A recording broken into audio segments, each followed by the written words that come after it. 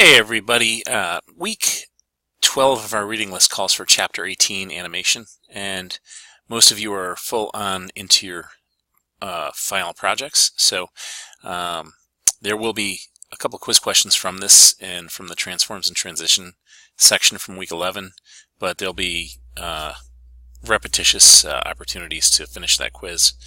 Anyway, so let's go to animation, and attached to this video is a zip file called animations, and I just want to go over it real quickly.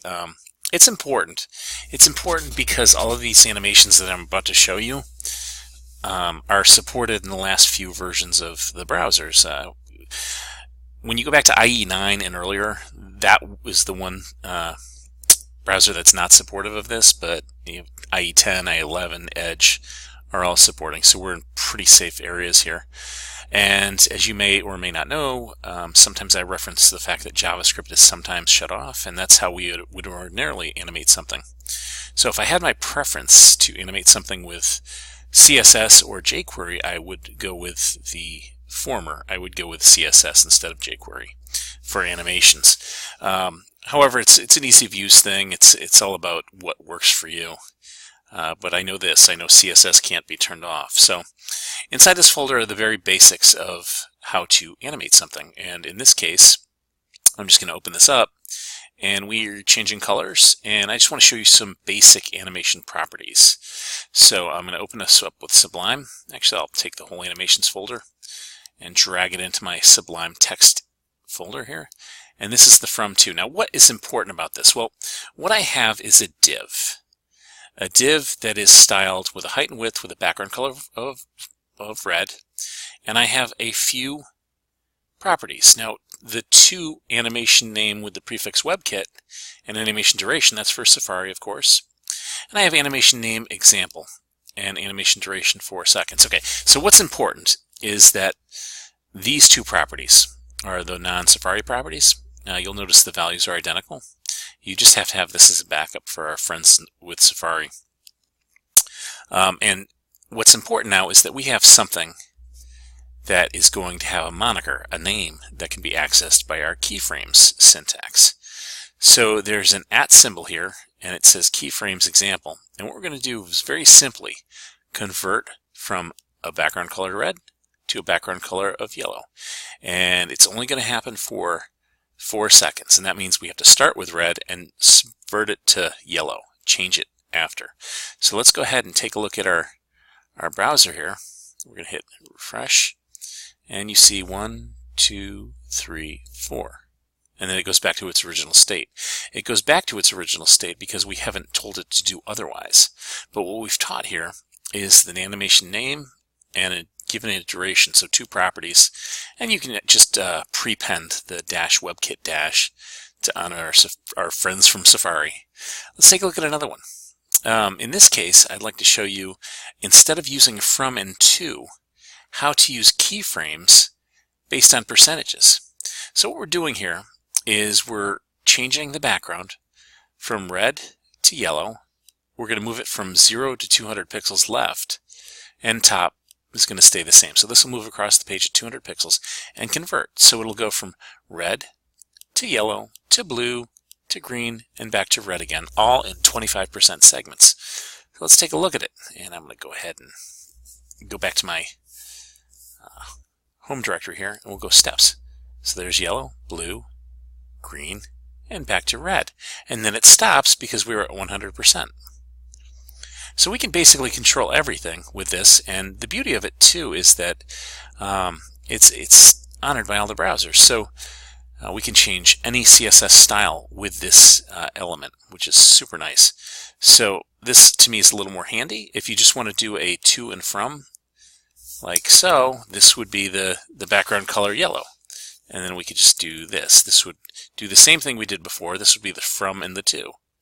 So there's from and to. I gotta make sure I hit refresh on this bad boy.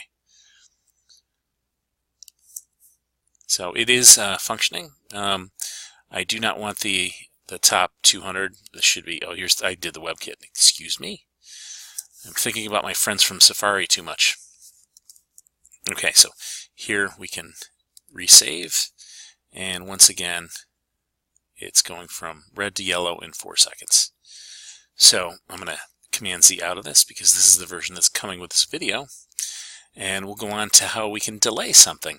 So we've already been over animation name and animation duration. In this case, we can actually delay our animation by 2 seconds. So it's a lot to just show one property, but 1 1000, 2 1000, there's the delay, and now we can move. And the fun thing about this guy is that you can change to minus, and what'll happen is it'll pretend like it's been running for already 2 seconds. Watch this. There you go. Because I loaded it 2 seconds ago. I can alter this again and do -1 if I want. Hit refresh, -1, and there's 1 second. So this will take decimals as well. You can do, 1.5, something like that, and 1.5, and there we go. So the delay property is super nice. We do have full control over this, and for those of you who have taken WebD 170 and done JavaScript and jQuery, it's a little bit more, I think, advanced as far as jQuery. I realize they have the animate function, which is similar, but with CSS, again, you have that benefit of it not being turned off. Now, we can run the same animation with multiple iterations. So now I'm going to teach you this guy. This is animation iteration count, and right now I have it at infinity rather, and right now I'm going to change it to 2 just so we can see it in action. So we'll go back and we'll use iterations, and it should go 2 loops, and then when it comes back it should stop and recede back to red, and it does. So let's go back to infinity, which I think would be a more valuable function. So there we go, 1, 2, and this should load well past the second round and keep on going ad infinitum. So in case you ever need it, there's the iterations. I sort of like the fact that we are doing this at the end of this course where it's less stressful, I think. Animations are an interesting thing. You can just know where to go for your references, and I think these zip folders can help you get there. But you'll see in my tabs here, after I get done with this, I'm going to show you a few ways that I've been doing it professionally, my animations. So this is animation direction, and what we're doing here is going in reverse. So let's go ahead and take a look at our animation direction, and here you see the default is reverse. By default, well, not default, actually it's what I wrote in here, but normal would be the default, which is what we did first. So we played it in reverse. There's also alternate, which means that if we do alternate, we could see it played forwards first, then backwards. So let's try that. So we're going forwards, go up, and we need to do one more count. So I'll add an iteration to that based on what we just learned in our last section. So let's do animation iteration count. I want to see it go backwards. This is my fun in preparing for this course. So let's do a couple here and see if that can add our direction. So that's normal, this is alternate, and now we go backwards with 2 iterations, and it should stop there. Excellent. So they give you a lot of control, which is super nice. Let's mess with the timing a little bit. In this case, we have the animation property, which is calling my move 5 seconds infinite. So that's basically the name, and we're going to be going from left to right. I'm sorry, left to, from 0 pixels to 300 pixels. But this is to display the animation timing functions of linear ease in, ease out, ease in and out, so you can see what they do. And this is the shorthand for that animation, where you have the animation name, duration, and iteration. So let's go check this out, and we'll see how each of these work. So you see the linear on top, the ease in, which goes slower, and then it goes from 0 to 300. So each one of these is doing its own thing, and you can see the ease in speeds up gradually, the ease out slows down gradually, and the ease in and out eases in and then speeds up and then slows down later. And linear's got a straight velocity. You see the ease property is second, and he slows down at the end. But all 5 of these are pretty useful, I think. It's nice that they give us this clarity. It's very similar to jQuery's animation property. Only a couple more here, and we can end our fun. But this is going to teach you animation fill mode. So I'm going to go backwards, and we'll do animation fill mode. And what we're going to be doing with the fill is retaining the style when the last keyframe animation ends. So before we were going from, let's see, our background red to blue. So in this case, the 2 maintains that background color of blue. And so the fill mode is forwards. Now, none would be the default value, meaning nothing would happen. Forwards, it retains the style is set by the last, which is this. Backwards would be the first, the opposite. And both would be forwards and backwards in both directions. So let's try a both just for fun. We're going to hit both here. And we'll do background color red right inside the value here. And I'll add another infinity iteration. So animation iteration count, and we'll do infinite. Yay! Alright, so let's try this. This is nothing better to do on a, there we go, so goes blue, and the iteration goes back to red on each time. So this is both. Only one more to go here, and this one will be the shorthand for all these properties.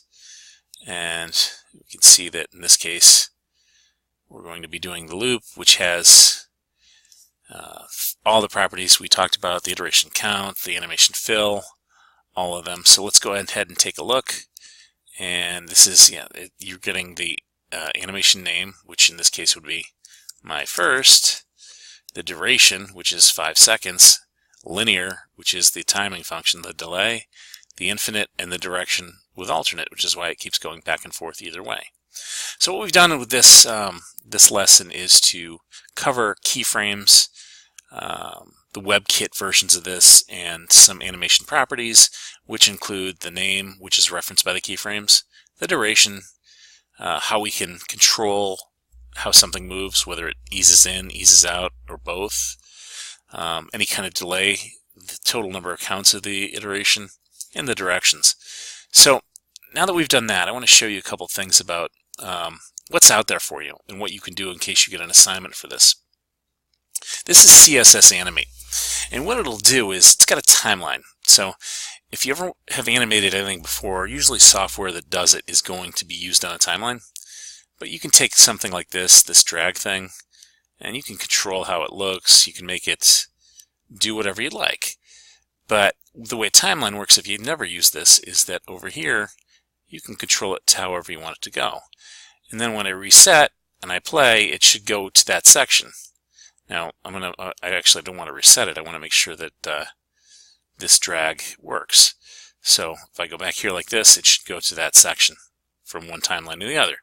So the beauty of this is that all your CSS will be here, and it gives you the class name to apply to whatever it is. And you can go ahead and copy the code and generate it. Now, I trust this one quite a bit. Now, what would you be animating on a job? Well, we're in an age where user experience is hugely popular, and generally you don't want to animate anything too much. You don't want to do more that would disrupt the user from their content that you're serving up. Content is king in 2018. So what I get asked to do frequently, at least when I was last in corporate last summer, was doing banner ads. And banner ads, I use Tween UI, which is nothing more than an animator. So here is Tween UI, and I've got images and I've got text here, and they usually give you specs for each animation. So like this was a 720 by 90, 720 wide, 90 high, and this is the animation. So you just animate your things with a timeline. You can motion tween them if you've ever done that. And this is mostly what you'd be asked to do. And then when you go ahead and publish this, it would give you both the HTML and the CSS, and then you'd package this and send it off to whatever ad company is publishing your product. So this right here is show.html, and it'll give you embed code at the bottom, all for free. So you can even hit this guy right here, and it'll turn it and make it responsive. However, most of these advertising companies and ad affiliates that want the ads made are not going to do that. They're going to basically give you a space because they're selling specific pixels on a website. So that's what I would use for that, and that's mostly what I think you folks would be asked to do as far as animation. You might be asked to animate a logo real quick just to get some branding, but other than that, I doubt it's going to be a heavy animation future for you.